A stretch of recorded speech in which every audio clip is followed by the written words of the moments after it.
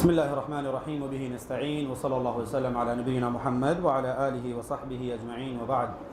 اللهم انفعنا بما علمتنا وعلمنا ما ينفعنا وزدنا علما وعملا وهدى وتقا يا كريم اللهم آمين.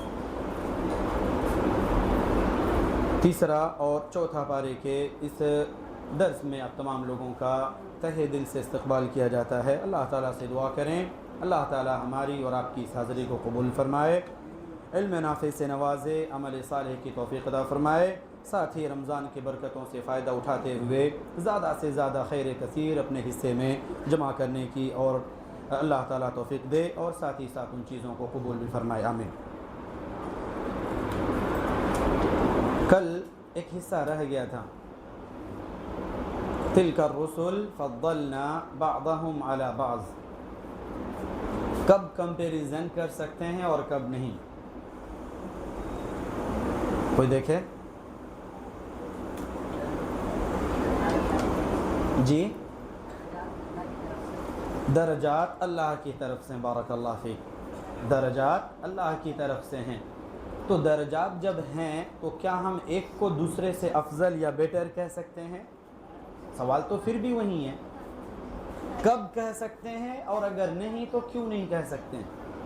اور وہیں سے یہ درجہ بندی بھی آئے گی کہ ہم کسی کو کسی سے بہتر کب کہیں گے اور کب نہیں کہیں گے. سوال برقرار رہے گا، سوال برقرار رہے گا. آئیے سورہ بقرہ ہی کی آیت نمبر 267 267. ایک انسان میں مال کی محبت، دولت یا پراپرٹی کی محبت ایک نیچرل ہے، فطری ہے. سورہ عادیات میں اللہ رب العالمین نے فرمایا وَإِنَّهُ لِحُبِّ الْخَيْرِ لَشَدِيدٌ، وَإِنَّهُ لِحُبِّ الْخَيْرِ لَشَدِيدٌ. خیر یہاں مال کے معنی میں، دنیا کی محبت، مال کی محبت، دولت کی محبت ایک انسان میں بے حساب ہے، اور یہ نیچرل ہے، فطری ہے. کسی کے اندر اگر دنیا کی محبت ہے تو ہم ڈائریکٹلی ان کو غلط نہیں کہہ سکتے، کیونکہ وہ ایک اس کا فطرت ہے. اللہ رب العالمین نے اسی نظام کے تحت اس کو پیدا کیا. ہاں غلط کب ہوتا ہے؟ جب اس فطرت کو یا اس نیچر کو ہم اللہ کے قانون کے ساتھ نہ رکھیں، یہاں غلط ہوتا ہے.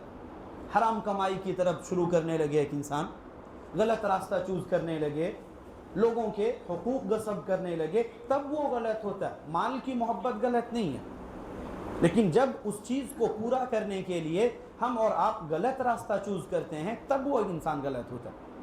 اور اسی وجہ سے دیکھیں گے، پتہ نہیں آپ لوگ غور کیے ہیں یا نہیں، ہر ایک چیز میں یا تو کہیں خرچ کرنے کا حکم دیا گیا ہے یا کھلانے کا حکم دیا گیا ہے. کفارہ کہیں تو، ایسے ہی عام مجلسوں میں کہیں تو، کہیں نہ کہیں آپ دیکھیں تو خرچ کرنے کی بات کی گئی ہے. کیوں؟ محبت ہے، ایک انسان خود سے اس کو دور نہیں کرے گا، یہ اس کی فطرت ہے. مال کی محبت دل میں ہے، اسے دوسروں کو نہیں دیں گے.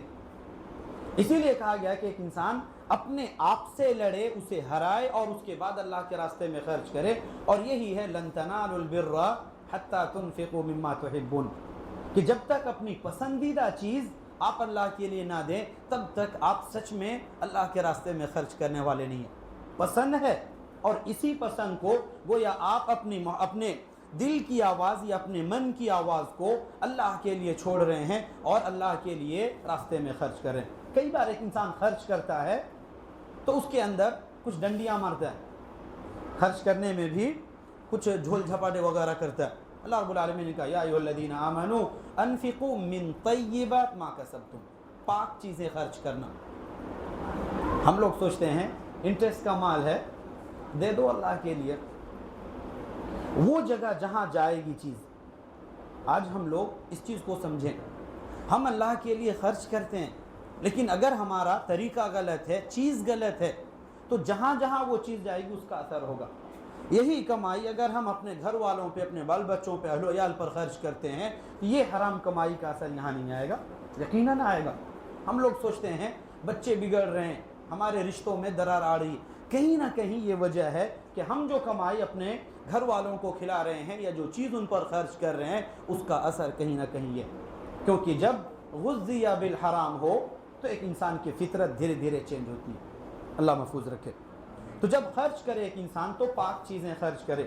ہمارے یہاں اکثر ہوتا ہے کہ جو چیز ہمارے استعمال کی نہ ہو وہ ہم دوسروں کو دیتے ہیں، مثال کے طور پہ فین ہے، لائٹ ہے، یا اسی طرح سے اور دیگر الیکٹرانک چیزیں ہیں۔ آج کے زمانے میں اگر ایک انسان دیکھے تو جو چیز ہمارے کام کی نہیں ہے ہم وہ چیز اللہ کے لیے دیتے ہیں، ایسا نہیں ہے، کام ہونے کے بعد بھی آپ اس چیز کو اللہ کے لیے دیں، تب اصل میں جا کر کے وہ طیب اور پاک چیزیں۔ اللہ نے کہا کہ انفقوا من طیبات ما کسبتم، اپنی کمائی میں سے اپنے حاصل کی ہوئی چیزوں میں سے جو پاک چیزیں ہیں وہ اللہ کے راستے میں خرچ کرو، کیونکہ ناپاک اور گندی چیزیں یا جو غلط چیزیں ہیں آپ خود نہیں لینے والے، وَلَسْتُمْ بِآخِذِي، آپ خود نہیں لینے والے ہو تو اللہ کے راستے میں کیسے دو گے؟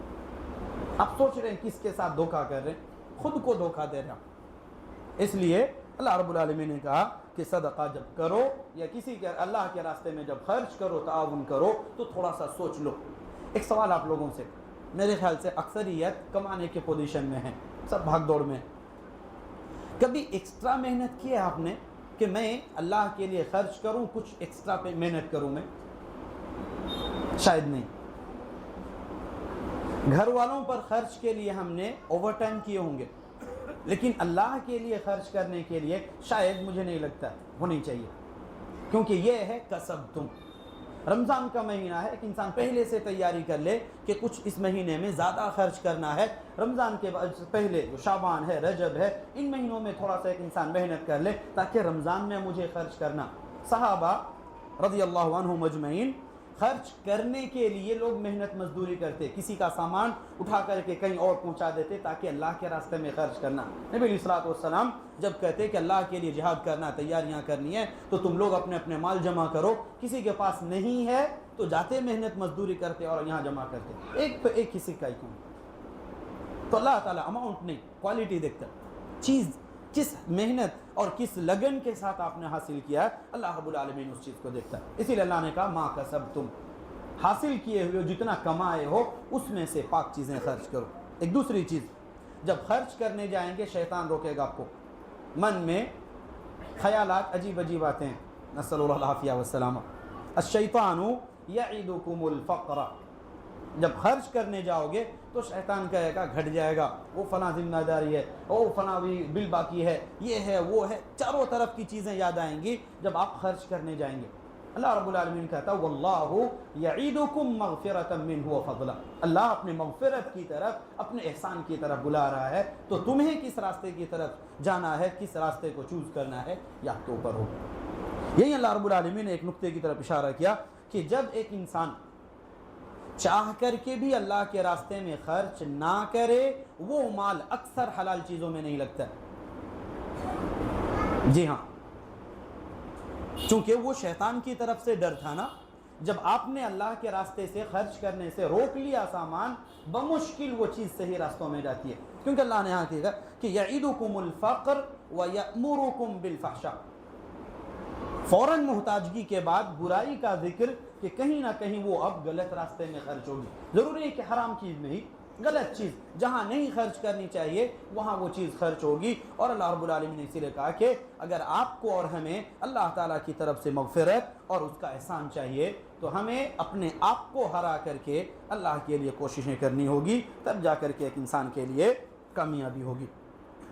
سورہ آل عمران، ایک پوری سورت کا نام ہی آل عمران ہے۔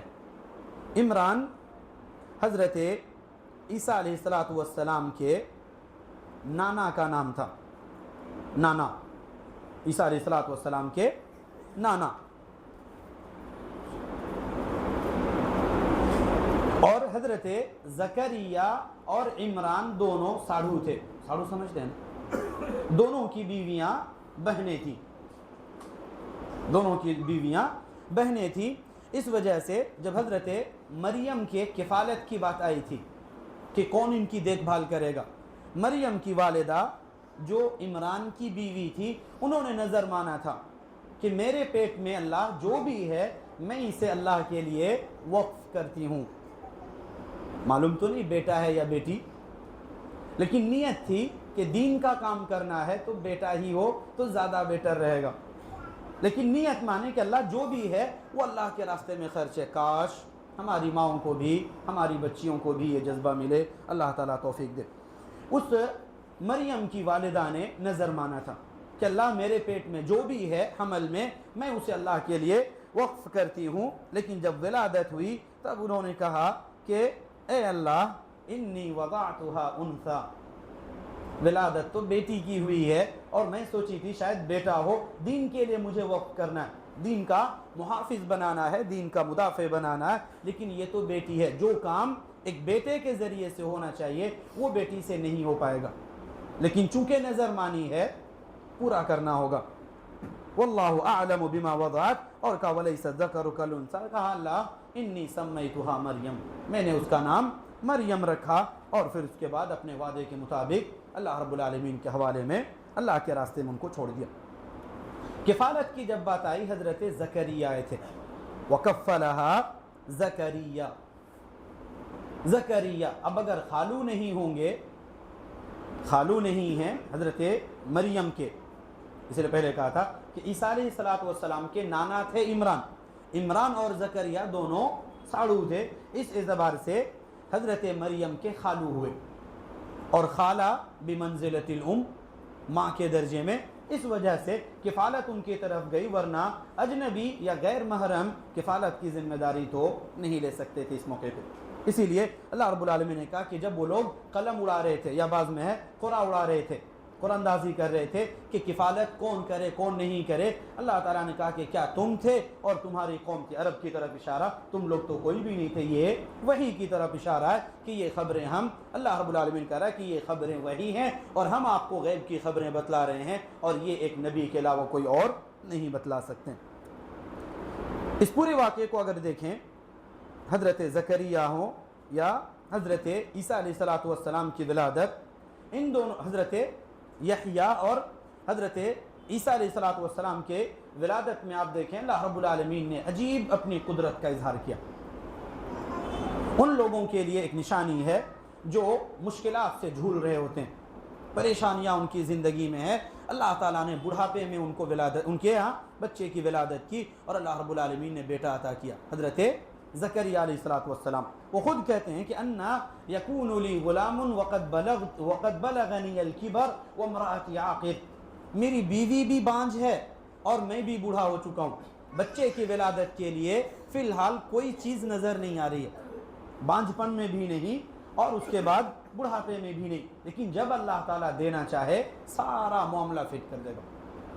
ان کا بانجھ پن دور کیا اور اللہ رب العالمین نے بڑھاپے میں بھی ان کو عطا کیا، اور سیم یہی معاملہ حضرت عیسیٰ علیہ السلام کے یہاں بھی بغیر باپ کے اللہ رب العالمین نے ان کی ولادت کی، ان کو پیدا کیا اللہ رب العالمین نے۔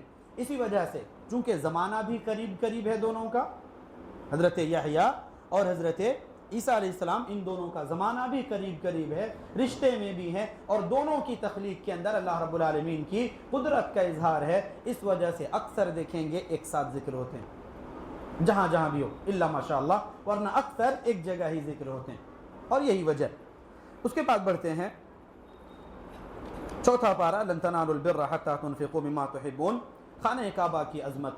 اللہ رب العالمین نے فرمایا ان اول بیت وضع للناس، یہ پہلا گھر تھا، گھر تو اور بھی تھے لیکن عبادت کے لیے، خالص اللہ کی عبادت کے لیے یہ پہلا گھر بنایا گیا جو بکہ میں ہے، ایک لغت ہے، اسی مکہ کو ہی بکہ کہا جاتا ہے پرانے زمانے کے حساب سے، تو مکہ میں ہے۔ اللہ رب العالمین نے کہا اس کے اندر اللہ رب العالمین کی طرف سے برکتیں ہیں، ہدایتیں ہیں، اور بہت ساری نشانیاں ہیں، اور انہی میں سے ہے مقام ابراہیم۔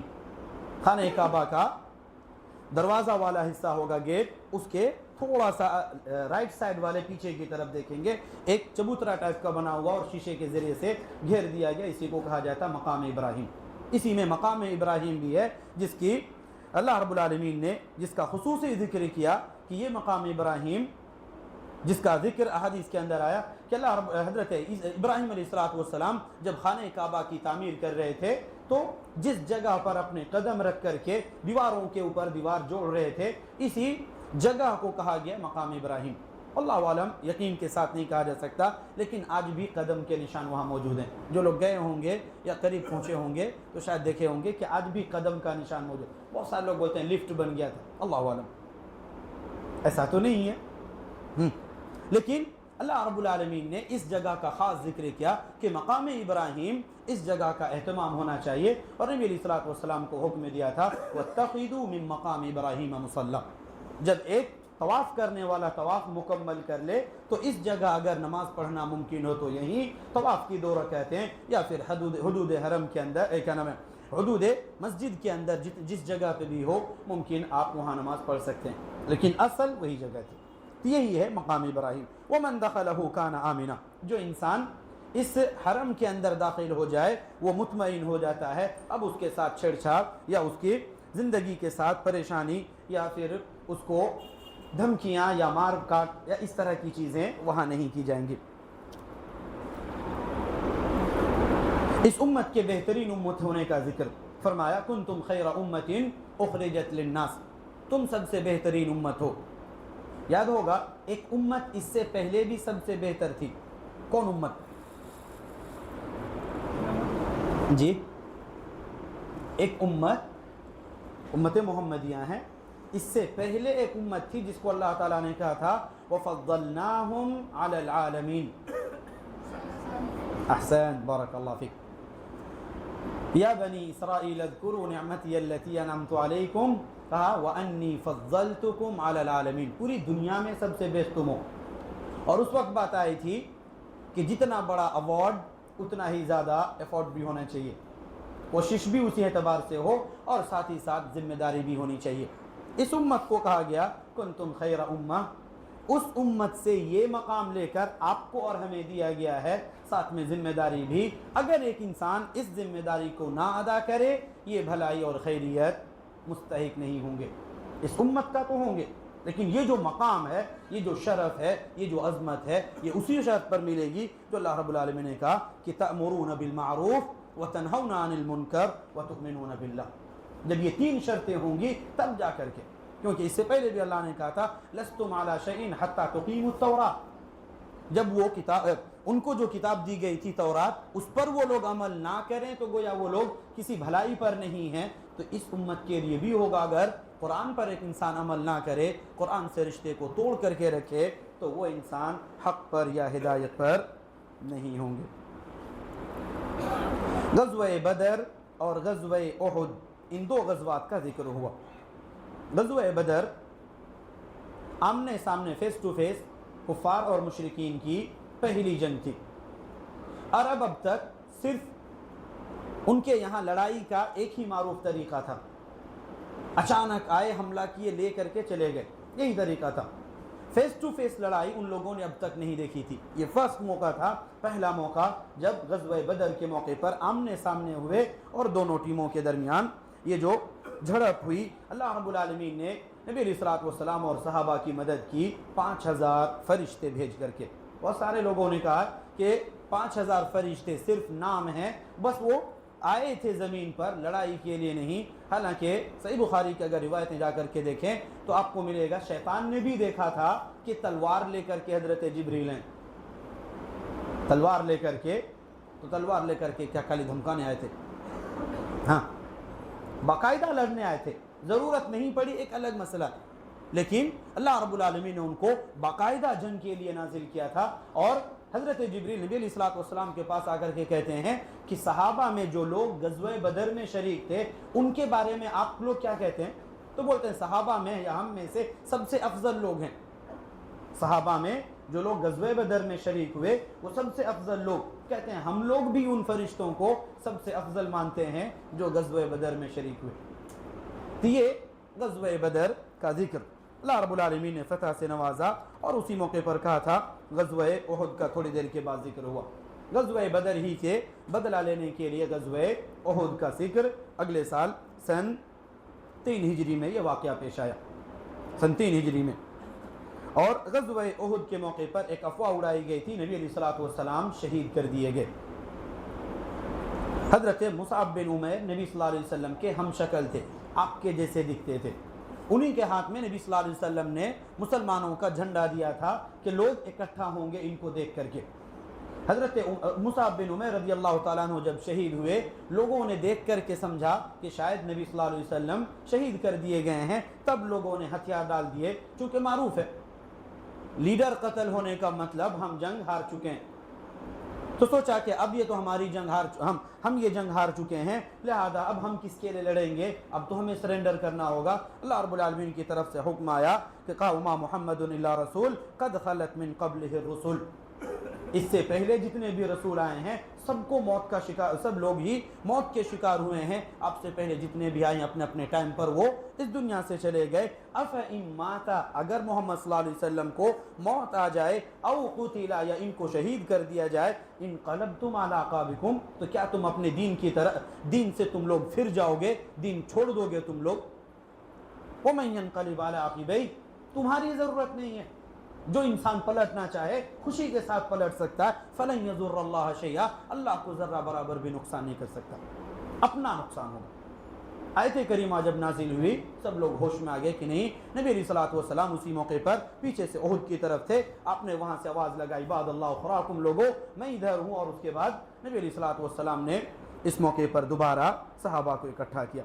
तफसील है इंशाअल्लाह फिर किसी और मौके पर। बस आखिरी चीज़, सूरह आल इमरान की आखिरी आयत, फरमाया कामयाबी के लिए 4 अहम शर्तें हैं। सब्र, सब्र खुद भी करेंगे और दूसरों को भी तलकीन करेंगे। या अय्युहल्लज़ीना आमनुस्बिरू वसाबिरू, आपका मन हो या ना हो फिर भी आपको सब्र करना। वराबितू, एक दूसरे से जुड़ करके रहेंगे। वत्तकुल्लाह, और अल्लाह रब्बुल आलमीन का तक़वा। ये 4 सिफ़ात हैं। एक इंसान किसी भी मैदान में अगर कामयाब होना चाहें उनके लिए 4 शर्तें हैं। अल्लाह ताला से दुआ करें रब्बुल आलमीन हम तमाम लोगों को कुरान करीम से जुड़ने, समझने, पढ़ने और इसके अहकाम पर अमल करने की तौफ़ीक़ अता फ़रमा। आमीन। अक़ूलु क़ौली हाज़ा व अस्तग़फ़िरुल्लाह ली व लकुम व लिसाइरिल मुस्लिमीन वस्तग़फ़िरूहु मिन कुल्लि ज़ंब इन्नहु हुवल गफ़ूरुर रहीम। व सल्लल्लाहु वसल्लम अला नबिय्यिना मुहम्मद।